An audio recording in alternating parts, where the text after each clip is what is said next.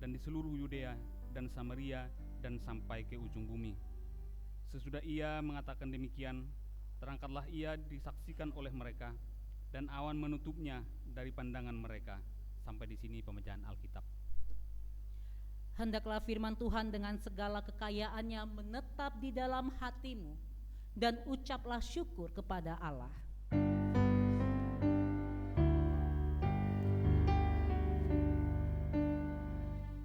Kepadamu puji-pujian, mada syukur dan segala kemuliaan, ya Bapa, Putra, Roh Kudus, sampai kekal selama-lamanya.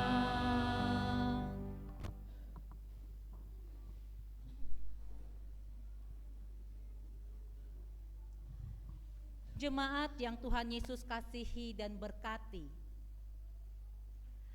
ada seorang wanita muda yang bernama Heli yang tinggal di kota Toboali, kota yang ramai dan sangat sibuk. Ia seorang yang tekun dalam imannya, dan ia selalu merindukan kesempatan untuk dapat berkontribusi dalam pelayanan. Namun, dalam kehidupan sehari-harinya yang sangat sibuk, dia sering merasa sulit untuk menemukan waktu dan kesempatan yang tepat untuk melakukannya. Pada suatu hari, ketika Heli sedang berjalan-jalan di Toboali, dia melihat seorang pria tua duduk sendirian di bangku di Simpang 5. Terlihat sosoknya dalam kesedihan dan sangat terpuruk.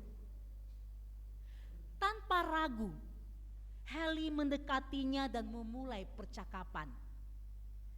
Pria itu bernama Halu. Akhirnya mulai berbagi kisah kehidupannya yang penuh dengan kesedihan dan keputusasaan. Selama berjam-jam, Heli mendengarkan dengan penuh perhatian, memberikan dukungan dan berbagi kasih Kristus dengan Halu. Meskipun awalnya Heli merasa ragu dan tidak yakin apakah dia bisa membuat perbedaan. Namun, dengan keteguhan imannya dan kuasa Roh Kudus yang bekerja melalui dirinya, ia menjadi terang yang menyinari kegelapan di dalam hidup Halu. Setelah bercakap-cakap dengan Heli, Halu merasa terhibur dan terinspirasi. Dia merasa seperti ada harapan baru yang muncul dalam hidupnya. Dan dia mulai dapat melihat dunia dengan cara yang berbeda.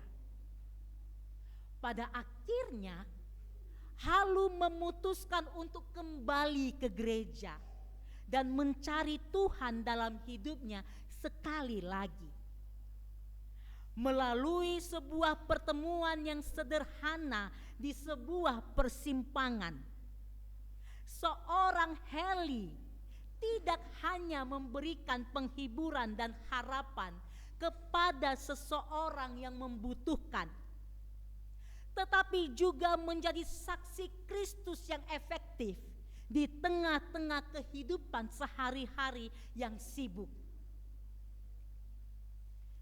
Heli mengalihkan fokus pemberitaan kabar sukacita dari urusan duniawi menuju orang-orang yang membutuhkan cahaya dan kasih Kristus. Dan Allah menggunakan Heli sebagai alat untuk menyentuh dan mengubah hidup orang lain.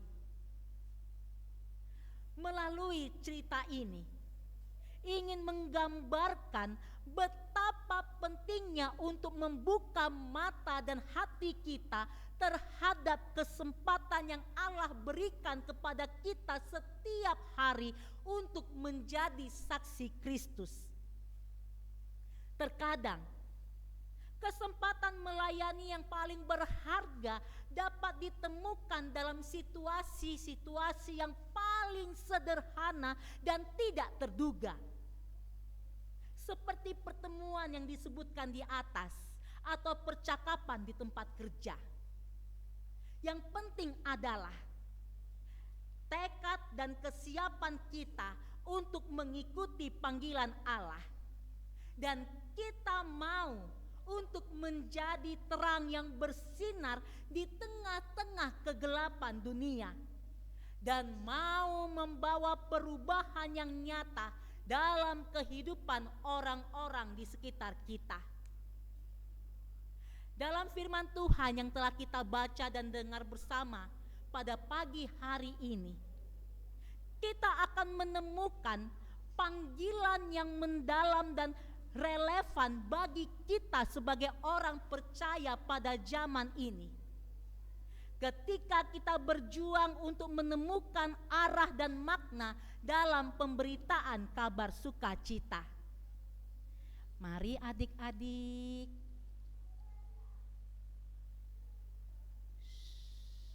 Nanti ya selesai ibadah kita bisik-bisik ya. Oke? Oke, kita tenang dulu ya.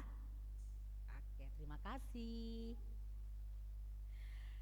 Bapak Ibu jemaat dan adik-adik yang Tuhan kasihi, melalui ayat-ayat ini memanggil kita untuk mengalihkan fokus pemberitaan kita dari kepentingan duniawi menuju kerajaan Allah yang kekal dan memberikan semangat bagi kita untuk melangkah maju dalam panggilan tersebut. Kita harus memahami bahwa pemberitaan yang efektif tidak hanya melibatkan rencana atau kehendak manusia semata, tetapi lebih dari itu, kita perlu menyadari dan mengikuti kehendak Allah yang luar biasa. Ketika murid-murid bertanya kepada Tuhan Yesus tentang pemulihan kerajaan bagi Israel, mereka masih terjebak dalam pemikiran duniawi tentang kekuasaan politik. Perhatikan hal ini Bapak Ibu dan adik-adik sekalian. Walau kesal, Tuhan Yesus dengan lembut mengarahkan mereka untuk lebih memperhatikan rencana Allah yang jauh lebih besar. Mengapa saya katakan Tuhan Yesus kesal? Lihat jawaban yang diberikan. Tuhan Yesus kesal karena para murid yang telah lama mengikutinya tetap tidak dapat melihat rencana Allah untuk masa depan. Dan mereka hanya fokus pada hidup hari ini. Dan hanya mau mengikuti cara dan keinginan mereka sendiri yang berlawanan dengan kehendak Allah. Lihat dan perhatikan ayat 6 dan 7. Serta bacalah dengan seksama sehingga kita dapat merasakannya. Kita pun pada saat ini seringkali terjebak dalam kesibukan dunia dan kekhawatiran sehari-hari, sehingga kita melupakan kehendak Allah yang luar biasa dalam hidup kita. Kita perlu kembali kepadanya dengan kerendahan hati dan telinga yang terbuka, serta siap menerima arahannya yang jauh lebih besar daripada apa yang kita bayangkan. Kita dipanggil untuk mengalihkan fokus pemberitaan kita melalui cara hidup yang sesuai dengan yang dikehendaki Allah. Dari kepentingan duniawi menuju kerajaan Allah. Ketika Tuhan Yesus berbicara kepada murid-muridnya, Dia menekankan bahwa mereka akan menerima Roh Kudus dan menjadi saksinya di Yerusalem, Yudea, Samaria, dan sampai ke ujung bumi. Ini menunjukkan bahwa panggilan kita sebagai pemberita kabar sukacita tidak terbatas pada lingkungan tertentu atau pada masa tertentu saja, tetapi mencakup seluruh dunia dan seluruh zaman. Kita dipanggil untuk menjadi saksi Kristus dimanapun kita berada. Di tengah-tengah tantangan dan kesulitan hidup, di tengah-tengah kehidupan sehari-hari kita. Kita juga harus mengakui pentingnya kuasa Roh Kudus dalam tugas pemberitaan. Tuhan Yesus berjanji kepada murid-muridnya bahwa mereka akan menerima kuasa ketika Roh Kudus turun atas mereka. Ini menunjukkan bahwa pemberitaan yang efektif tidak mungkin terjadi tanpa kuasa dan pengaruh Roh Kudus yang bekerja dalam diri kita.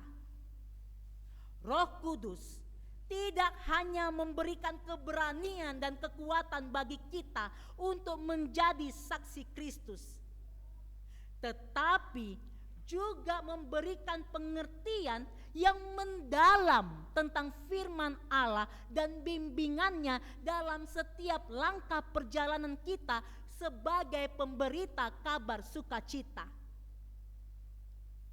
Kita perlu memohon kuasa Roh Kudus setiap hari agar kita dapat menjalankan panggilan pemberitaan kita dengan baik. Sekarang saatnya bagi kita untuk menanggapi panggilan baru dalam pemberitaan. Kita hidup dalam dunia yang terus berubah dan berkembang, dengan tantangan dan kesempatan yang baru muncul setiap hari. Dalam situasi ini, kita perlu terbuka terhadap panggilan baru yang mungkin Allah berikan kepada kita dalam pemberitaan sukacita. Mungkin panggilan baru itu melibatkan penggunaan media sosial atau teknologi modern untuk menyebarkan firman Allah kepada orang-orang di sekitar kita. Bapak, Ibu, dan adik-adik sekalian dapat melihat apa yang telah saya lakukan di media sosial dengan membagikan ajakan untuk beribadah, bukan? Pertanyaannya, apakah Bapak Ibu meneruskan hal itu kepada sesama orang Kristen yang nomornya ada di handphone Bapak Ibu dan adik-adik? Yang penting jangan banyak berpikir yang macam-macam. Kerjakan saja, bagikan saja. Bapak Ibu tahu, ada respon yang baik ketika hal itu saya bagikan. Terima kasih Bu Pendeta. Pelayanannya di GPIB Efrata Tobuali dapat menjadi saluran berkat untuk mendengarkan firman Tuhan. Lihat ya Bapak Ibu. Bapak Ibu juga dapat melihat dengan apa yang dilakukan oleh Dr. Nat. Hari ini gak hadir. Gitu ya. Dari lingkungan kerjanya, dia mengajak teman-teman dokter untuk bergereja di Efrata Tobuali. Bapak Ibu jemaat dan adik-adik yang Tuhan Yesus kasihi, di dalam gereja ini banyak yang dapat dilakukan. Yang penting mau melayani. Bisa dengan multimedia, bisa dengan organis, prokantor, vokal group, infokus, dan lain sebagainya untuk diri kita mengambil bagian dalam memberitakan kabar sukacita. Sekarang, Tuhan masih menunggu langkah pasti dari Bapak, Ibu, dan adik-adik sekalian untuk bersemangat dalam menyebarkan kabar sukacita. Bapak, Ibu, dan adik-adik sekalian, panggilan Tuhan kepada diri kita masing-masing mungkin ingin diri kita terlibat dalam pelayanan di persekutuan atau pada pelkat atau pada sesama kita yang belum mendengar kabar sukacita yang sebenarnya. Memang kalau di pelkat banyak tantangannya bagi kita semua. Bukan hanya di Toboali yang lebih ke arah penguasaan diri, kesabaran dan kerendahan hati serta mau menemui dan merangkul. Di pelayanan kategorial merupakan kawah candra di muka bagi kita warga GPIB untuk menjadi pengikut Kristus yang tangguh dan kokoh. Apapun bentuknya, kita harus bersedia untuk mengikuti panggilan Allah dengan setia dan penuh antusias. Kita harus siap untuk menghadapi tantangan dan kesulitan dalam pemberitaan, di mana memberitakan kabar sukacita bukanlah perjalanan yang mudah atau tanpa rintangan. Kita akan menghadapi penolakan, kebuntuan, bahkan keberatan dari lingkungan sekitar kita. Namun, kita harus tetap teguh dan tidak goyah dalam iman kita. Kita harus mengingat janji Allah bahwa Dia akan menyertai kita dalam setiap langkah perjalanan kita dan kuat kuasa-Nya akan sempurna dalam kelemahan kita. Kita harus menganggap tantangan dan kesulitan sebagai kesempatan untuk bertumbuh dalam iman dan ketaatan kepada Allah yang memperkokoh iman percaya kita. Mari kita bertekad untuk mengalihkan fokus pemberitaan kita dari kepentingan duniawi menuju kerajaan Allah yang abadi. Mari kita memahami kehendak Allah yang luar biasa dalam hidup kita, menerima panggilannya dengan setia dan mengandalkan Roh Kudus dalam setiap langkah perjalanan kita sebagai pemberita kabar sukacita. Kita hidup dalam zaman yang penuh dengan tantangan dan kesempatan baru. Tetapi dengan Tuhan di sisimu, tidak ada yang tidak mungkin. Mari kita bersama-sama menjalani panggilan pelayanan kita dengan semangat dan tekad yang baru. Siap untuk menghadapi tantangan dan kesulitan yang mungkin muncul di depan kita. Jangan fokus untuk saat ini dan jangan banggakan serta andalkan dirimu. Tataplah Allah selalu dan berjalanlah dengan kuat kuasa Roh Kudus dalam menjalani hari ke depan. Terangmu mungkin hanya secercah sinar dalam kegelapan seseorang. Tetapi bagi mereka yang membutuhkannya, itu adalah cahaya yang menyinari jalan menuju harapan dan penyembuhan. Jadilah warga GPIB yang menawarkan cahaya di tengah-tengah kegelapan, memberikan harapan di tengah-tengah keputusasaan dan kasih di tengah-tengah kebencian. Kebaikan yang kamu berikan hari ini mungkin tidak langsung mengubah dunia, tetapi itu pasti akan mengubah dunia bagi seseorang di luar sana. Kita mungkin tidak dapat mengubah seluruh dunia dalam satu hari, tetapi kita dapat membuat perbedaan yang berarti bagi satu orang pada satu waktu.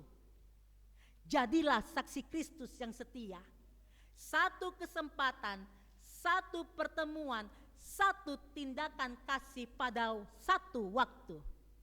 Dengan begitu, kita dapat menjadi saksi perwujudan Kristus di dunia ini.